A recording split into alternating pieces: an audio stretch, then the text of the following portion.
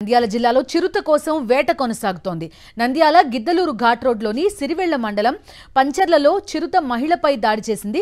కట్టెల కోసం అడవిలోకి వెళ్లిన మాజీ సర్పంచ్ షేక్ మెహరున్నీసాను చంపి తలను తినేసింది చిరుత.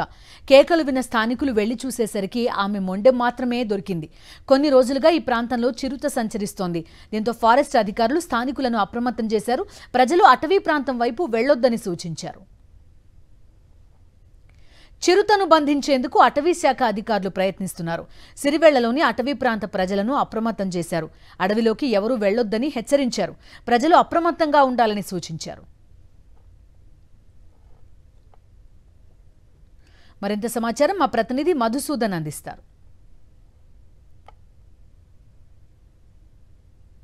నల్లమల అటవీ ప్రాంతంలో చిరుత దాడి చేయడంతో మహిళ మృతి చెందింది. ఏదైతే ఫారెస్ట్ అధికారులకు ఈ చిరుతను బంధించేందుకు కంటి మీద కునుకు లేకుండా కూడా పర్యవేక్షిస్తున్న పరిస్థితి అయితే నెలకొంది. ప్రస్తుతం ఇక్కడ ఫారెస్ట్లో ఉన్నాం. ఫారెస్ట్లో చిరుతను బంధించేందుకు బోన్లు కూడా ఏర్పాటు చేశారు. మనం విజువల్స్లో చూడొచ్చు. ఈ బోన్ సహాయంతో ఆ చిరుతను బంధించేందుకు కూడా ఫారెస్ట్ అధికారులు ఏర్పాటు చేసినట్లు కూడా తెలుస్తుంది. అయితే ఇది అత్యాధునిక టెక్నాలజీతో బోన్లు కూడా తెప్పించినట్లు కూడా తెలుస్తుంది. లోపల దీనికి ఒక ఆహారంగా కూడా ఒక జంతువును కూడా వేయడం కూడా జరిగింది. అదేవిధంగా ఈ చిరుత ఏదైతే ఉందో ఇదే ప్రాంతంలో ఇక్కడికి వస్తుందని చెప్పేసి ఫారెస్ట్ అధికారులు కూడా ఇక్కడ ఏర్పాటు చేసినట్టు తెలుస్తుంది. మనం విజువల్స్లో చూడొచ్చు. లోపల దానికి ఆహారంగా ఒక కుక్కను కూడా ఉంచినట్లు కూడా తెలుస్తుంది. ఇలాంటి ఈ బోన్లు దాదాపు ఫారెస్ట్లో 4 బోన్లు కూడా పెట్టినట్టు కూడా తెలుస్తుంది. అదేవిధంగా ట్రాప్ కెమెరాలు కూడా ఏర్పాటు చేశారు. ఈ చిరుతను పట్టుకునేందుకు ఫారెస్ట్ అధికారులు జల్లెడ పడుతున్నట్లు కూడా తెలుస్తుంది. మొత్తం మీద చూసుకున్నట్లయితే నంద్యాల రేంజ్కి సంబంధించి, అటు ఆత్మకూరు రేంజ్కి సంబంధించి, రుద్రవరం రేంజ్కి సంబంధించి ఈ డివిజన్లో కూడా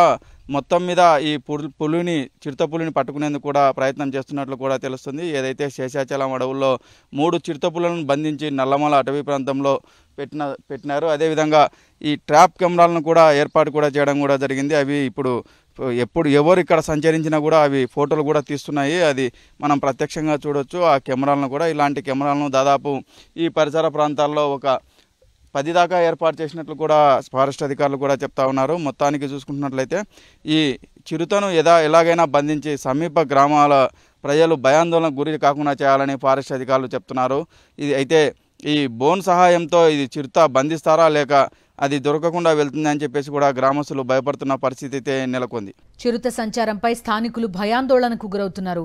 చిరుతను బంధించి తమకు రక్షణ కల్పించాలని కోరుతున్నారు. బాధిత కుటుంబాన్ని ఆదుకోవాలని గ్రామ ప్రజలు డిమాండ్ చేశారు.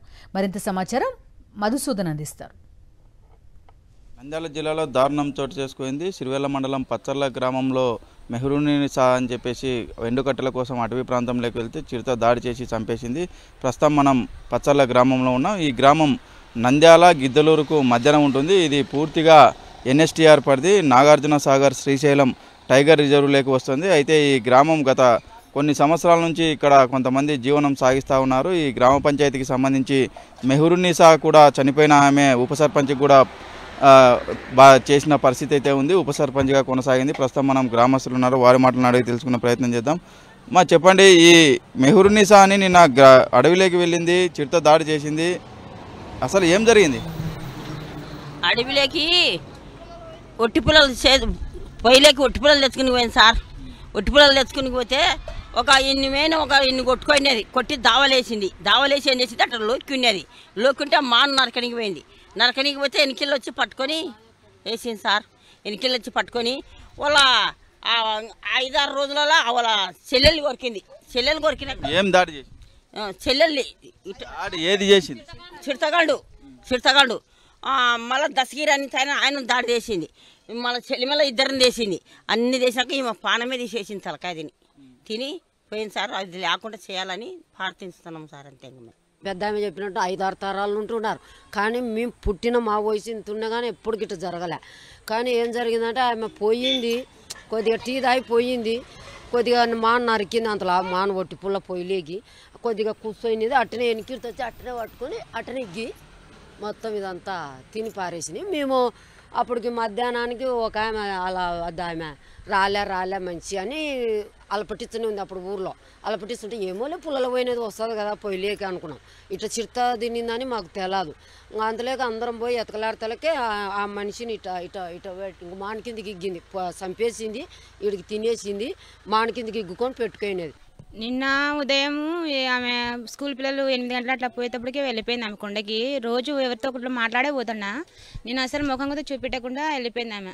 ఇక్కడ హోటల్ మా పిన్ని దగ్గరనే ఉంటుంది, ఎక్కువ ఆమె భర్త చనిపోయిన నుంచి అక్కడనే ఉంటుంది.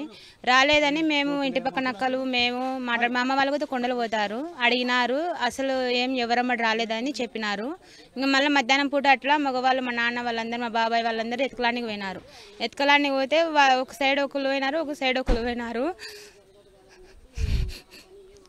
చూడడానికి అని పోయింటే ఇంకా అది చిడతపులు ఆడని కూర్చొని ఉందని మా చిన్నాన్న చూసినాం దాన్ని. అసలు ఇంకా చాలా ఘోరంగా ఉంది. అసలు తలకాయ లేదు, లివర్ లేదు, ఏం లేదు, తినేసింది. అసలు చాలా ఘోరంగా ఉంది. అది ఇంకా అక్కడ నుంచి వచ్చేస్తున్నాం మేము. అసలు అక్కడ శేషాచలం నుంచి అడవుల్లోంచి 3 చిరుతపులులను తీసుకుని వచ్చి నల్లమల ఫారెస్ట్లో వదలడం కూడా జరిగింది. ఆ చిరుతపులులే ఈ మనుషులపైన దాడి చేస్తున్నాయి. అవి మామూలుగా జంతువులను వేటాడడం మానేసి మనుషుల రక్తం రుచి మరిగినాయని చెప్పేసి గ్రామస్తులు తెలుపుతున్నారు. అయితే వీటిని వెంటనే బంధించి దూర అటవీ ప్రాంతంలో వదలాలని దీనంగా వేడుకుంటున్న పరిస్థితి. వీడియో జర్నలిస్ట్ అరవింద్తో మధు, సాక్షి టీవీ, నంద్యాల జిల్లా.